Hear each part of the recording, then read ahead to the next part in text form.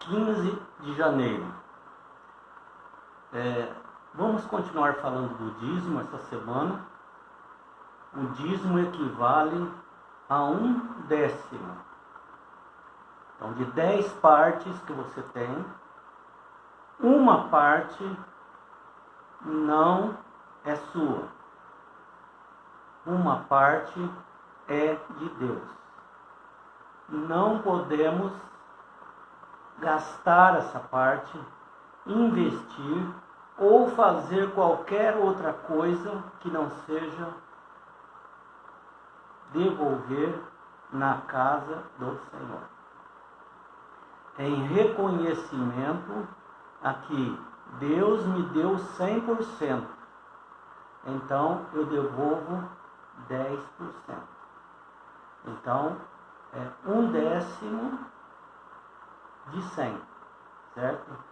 Então, eu fico com 90% e Deus pede que eu devolva 10%. Não é menos de 10% e não é mais de 10%. E também não é uma oferta. A oferta pode ser diferente, não há percentual, é livre. Os dicionários, se for olhar em qualquer dicionário, ele diz que dízimo é 1/10 parte de alguma coisa, ou 10% de um montante. Então, entregar o dízimo é simplesmente devolver 10% daquilo que Deus me dá de renda ou de salário, ou um presente. Tudo que aumenta o meu patrimônio, tudo que aumenta a minha conta bancária, ou que traz algum benefício para mim, isso então nós devemos a Deus. Não se confunda com oferta. Oferta é outro destino, não existe um percentual fixo, ele é usado para outra coisa. O dízimo é exclusivamente para a casa do Senhor, para a pregação do Evangelho. Não é para construir igrejas, não é para dar cesta básica para as pessoas, isso se faz com ofertas. O dízimo, Jesus diz, traga a casa do tesouro para que haja mantimento na minha casa. Esse mantimento seria o que ajuda a pregar o Evangelho. Abençoa os ministros ou os projetos missionários para a pregação do Evangelho. Não se mistura as coisas.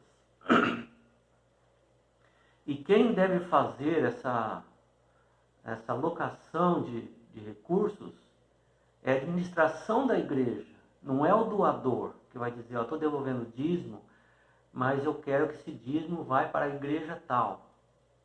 Isso não é função sua dizer isso. Você pode até fazer isso, mas você está restringindo, porque não é seu. Você entrega onde você está. Abraão entregou o dízimo naquela primeira oportunidade que encontrou Melquisedeque, rei da paz, rei da justiça, rei de Salém, que é a antiga Jerusalém. E ele então vinha voltando da guerra, foi bem sucedido, trouxe despojos, e de todo o melhor despojo que ele tinha ali, ele devolveu o dízimo ao sacerdote. Ele não devolveu o dízimo para e já foi recomendando que se fizesse isso ou aquilo com o dízimo dele. Isso não é função nossa. Você simplesmente devolve o dízimo. A responsabilidade da alocação desse dinheiro são dos administradores. Eles vão acertar as contas com Deus. Eles têm consciência disso. Então nós devemos fazer a nossa parte, devolver o dízimo. E não ficar preocupado se vai acontecer isso ou aquilo. Fica tranquilo. Faz a sua parte, chega até ali, você não ultrapassa aquilo. Fica tranquilo, fica em paz. Foi o que Abraão fez. Veja que Melquisedeque trouxe pão e vinho, ou seja, ele serviu uma ceia para Abraão. Ele ministrou a Abraão. Ele trouxe uma bênção a Abraão. E Abraão, reconhecendo aquela autoridade de Deus, ele devolveu, de tudo ele devolveu o dízimo. E nós também devemos fazer de tudo que nós recebemos, nós devolvemos o dízimo. Não é para ficar ali com mesquinharia. Porque é do bruto, é do líquido, é do bruto, é do descontar isso, descontar aquilo. A melhor coisa é pegar e descontar. Quando você recebe tanto, desconta, está tudo certo. Isso não vai fazer falta para você. Nem Melquisedeque e nem Cristo eram da tribo de Levi. Então nós não devemos dizer que a origem do dízimo começou com os hebreus, começou ali com Moisés, ali no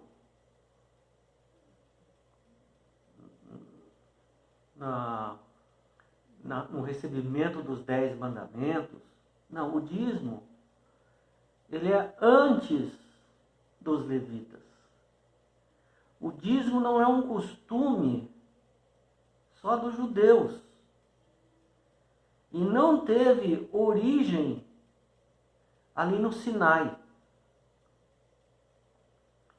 Veja que Gênesis 14, de 8 a 20, diz que Melquisedeque, rei de Salém, trouxe pão e vinho a Abraão, e ele era sacerdote do Deus Altíssimo. Ele não era hebreu. E Abraão foi abençoado e deu o dízimo todo o dízimo para aquele sacerdote. Então ele marca o lugar que nós devemos dar o nosso dízimo, na casa do Senhor. Gênesis 28, 13 e 14 diz assim, que no caso de Jacó, ele tinha fugido do seu irmão. Ele enganou o pai e o irmão para receber a bênção da primogenitura, e aí o irmão queria matá-lo. Só estava esperando o pai morrer para matá-lo. A mãe falou, você some daqui, porque ele vai te matar. Então não foi uma coisa bem feita que ele fez. O que ele fez foi enganar, né? E outra coisa, a palavra Jacó significa enganador. Era para uma boa coisa? Sim, porque o Esaú ele desprezava a primogenitura. Mas tudo bem, isso não justifica.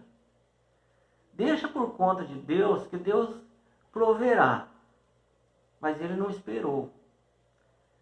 Ele mentiu e estava correndo do irmão. Estava longe de casa. Estava procurando os parentes. Para encostar lá em algum parente. E Deus foi encaminhando ele, certa noite, que ele estava ali, não tinha nada. O travesseiro dele foi uma pedra. E ele adormeceu ali. Ele sonhou com uma escada, que os anjos subiam e desciam. E lá no topo, Jesus estava. E ele teve esse sonho. E Deus começou a falar com ele em sonho. E disse: eu estou perto de você, Jacó. Eu não estou longe de você. Eu estou aqui perto. E eu vou te abençoar. Vou te fazer uma grande nação. Você vai voltar em paz para sua casa. Fica tranquilo. E aí, ao final, ele disse assim: se Deus for comigo e me abençoar, e me der roupa para eu vestir, e me dar o que comer também, e em paz retornar dessa viagem, o Senhor será o meu Deus. E de tudo que Ele me der, eu darei o dízimo. Veja, Jacó já falava no dízimo. Quando Jacó saiu de sua casa, fugindo de Esaú, certa noite ele sonhou com uma escada que subia da terra ao céu. Anjos subiam e desciam por ela. Deus se encontrava no topo e prometeu estar com Jacó e um dia trazê-lo de volta em paz. Aquele jovem solteiro teve a experiência de conversão naquela hora. E ele disse: o Senhor será o meu Deus. E de tudo o que me concederes, certamente te darei o dízimo. Gênesis 28, 21 e 22. É interessante que quando ele se converteu, ele passou a ser dizimista. Até o momento que ele não tinha se convertido, ele estava preocupado com outras coisas.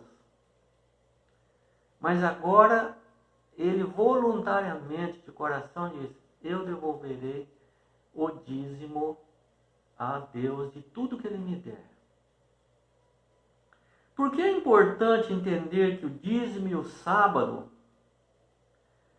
não tiveram origem no antigo sistema legal ou religioso israelita? Porque se eu entender que começou ali com Israel, o sábado, quando Deus, ali, Jesus Cristo, ele começou a eleger outra nação, que todos são filhos de Abraão, então aquele sistema iria cair. Tanto o sistema de dízimo como o sábado. Porque se os dois surgiram com os israelitas, então os israelitas agora não são mais a nação eleita. Agora a nação eleita é tudo que aceitar Jesus Cristo. Então, eu preciso entender o dízimo. Porque o dízimo foi antes dos hebreus. Antes do Sinai. E o sábado foi antes ainda do dízimo. Foi na criação. Então, nenhum dos dois, depois da cruz, perdeu a sua validade. Porque se eu falar que o sábado perdeu a validade por causa dos hebreus, eu não tenho entendimento sobre isso. Preciso aprender mais. Tem nada a ver os hebreus com o sábado. O sábado foi dado no Jardim do Éden, antes do pecado. E o dízimo foi dado antes dos hebreus. Deus só lembrou o povo do dízimo. Então nós que vivemos depois da cruz, não vemos nenhum contrassenso, nenhum contraditório com relação a esses dois itens. Não fique se justificando em relação a dízimo e sábado, ou usando errado o dízimo e ignorando o sábado, com essas desculpas. Você está errado. Procure estudar mais esse assunto, para não pecar contra nosso Deus.